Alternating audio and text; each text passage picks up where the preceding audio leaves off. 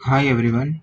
In this session we are going to learn about decision tree classification, and this is going to be a very short session because I'm only going to explain the coding part and not the concepts of decision tree, since the concepts were discussed in the previous videos of decision tree regression. So I'm only going to explain you the coding section here. So let's start with the coding section. So the first step is importing libraries, the second is importing dataset, and the same datasets we are using for all our codes for practice. And the third step is we are splitting, as you all knows. Now the fourth step, which is a much important step, if we want if we are training a classification model. Now then we are going for the fifth step, which is our main step, our training model such step. So for this we are using sklearn module. So from sklearn.tree we are importing decision tree classifier as the class. Now after importing class, our object has to be initialized, so it's classifier equal to decision tree classification.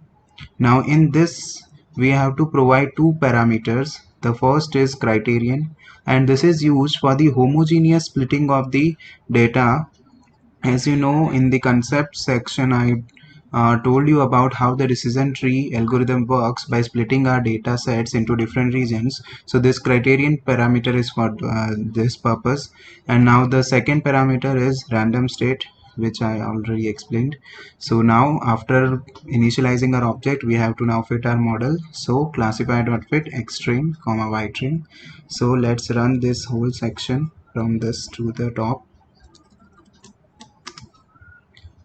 So our model is trained now. Now we have to predict our x test. So it's predicted. Now let's see what is y pred here and y test.